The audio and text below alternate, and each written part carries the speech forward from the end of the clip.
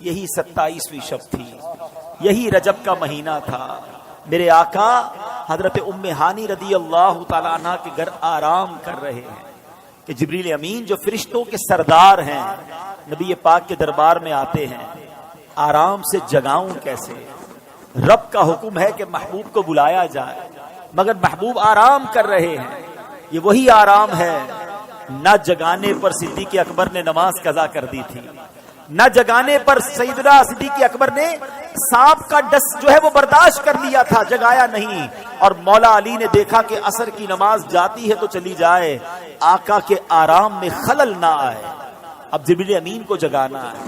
اللہ اکبر، بلاوا رب کی طرف سے ہے۔ تو اعلیٰ حضرت نے گویا قصیدہ معراج میں کہا کہ فرمایا یہی سما تھا کہ پے کے رحمت، خبر یہ لایا کہ چلیے حضرت، ذرا سمجھیے گا بات کو، کیا خبر لایا کہ چلیے حضرت تمہاری خاطر کشادہ ہیں۔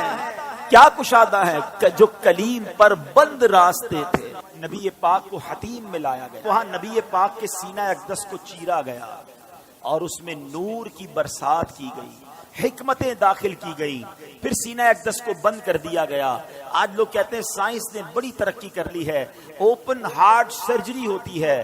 سنو، 1450 سال پہلے ایک بار نہیں، نبی پاک کی 4 بار اوپن ہارٹ سرجری ہوئی، مگر یہ کیسی سرجری تھی؟ نہ کوئی تکلیف ہے، آقا دیکھ رہے ہیں کہ دل کو باہر نکالا گیا ہے اور نبی پاک کے سامنے نور ڈالا جا رہا ہے۔ اللہ اکبر، یہ بھی نبی پاک کا معجزہ ہے۔ اور پھر وہ سفر شروع ہوتا ہے۔ اب نبی پاک مکہ پاک سے بیت المقدس جاتے ہیں۔ سبحان اللہ، بیت المقدس کا سفر یہ براق پر کیا جاتا ہے۔ نبی پاک علیہ الصلوۃ والسلام اب پہنچتے ہیں اس جگہ پر جسے ہم بیت المقدس کہتے ہیں۔ بیت المقدس ویسے بھی دیکھنے کی بڑی تمنا ہے، لیکن جب سے یہ پڑھا ہے اور جب پڑھتے ہیں ایک دل میں عجب تمنا جاگ اٹھتی ہے۔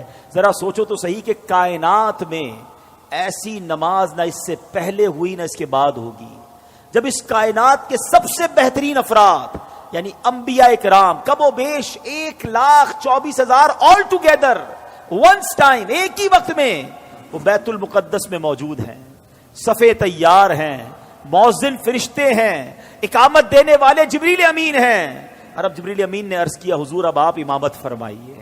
امام الانبیاء میرے آقا امامت فرما رہے ہیں۔ سبحان اللہ، سیدی اعلیٰ حضرت امام اہل سنت بڑی پیاری بات لکھتے ہیں، فرماتے کہ وجہ کیا تھی؟ معراج کی رات کی جماعت کیوں جو ہے وہ سجائی گئی، یہ بلایا کیوں گیا سب کو؟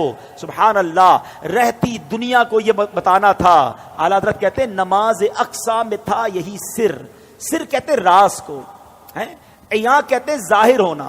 فرماتے نماز اقصا میں تھا یہی سر، یہی راز تھا کہ ایاں ہو مانائے اول آخر، پتا چل جائے دنیا کو کون اول ہے کون آخر ہے دست بستہ پیچھے حاضر، سارے ہاتھ باندھے کھڑے ہیں، کون؟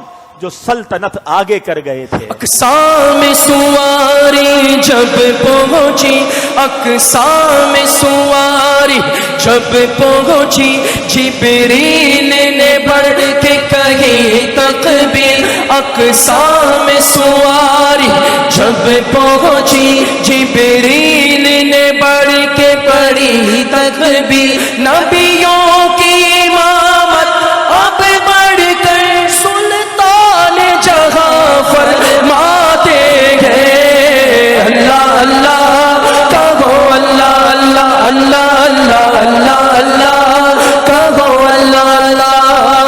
اب نماز سے میرے آقا فارغ ہوئے، اب آسمان کے سفر کی تیاری ہے۔ اب سفر آسمان میں وہی براق ہے، وہی بارات ہے، وہی دولہا ہے، وہی باراتی ہیں۔ آن کی آن میں پہلا آسمان آ گیا اور اللہ کے حبیب کا یہ سفر کتنا فاسٹ ہوا، نبی پاک آگے بڑھتے گئے، اب سدرۃ المنتہا آ گیا۔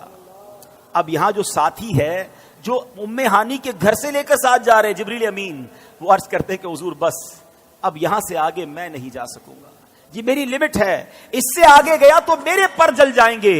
اللہ اکبر، اب اس کے آگے فقط رب کے حبیب جا رہے ہیں۔ یہ وہ مقام ہے کہ جبریل امین بھی پیچھے رہ گئے۔ اللہ اکبر، اب جناب نبی پاک علیہ الصلوۃ والسلام جب آگے جاتے ہیں، جبریل ٹھہر کر سدرا پر بولے جو بڑے ہم ایک قدم، جل جائیں گے سارے بالوں پر، اب ہم تو یہیں رہ جاتے ہیں۔ جبریل ٹھہر کر سدرا پر بولے جو بڑے ہم ایک قدم جل جائیں گے سارے بالوں پر، اب ہم تو یہی رہ جاتے ہیں۔ اللہ اللہ کہو، اللہ اللہ اللہ اللہ اللہ اللہ کہو، اللہ اللہ۔ نبی پاک کا جو اگلا سفر ہے نا، اس کے بارے میں کوئی کچھ نہیں بتا سکتا کہ وہاں کیا ہوا، کتنی دیر دیدار ہوا، اللہ نے اپنے حبیب کو کیا دیا، حبیب پاک نے کیا لیا۔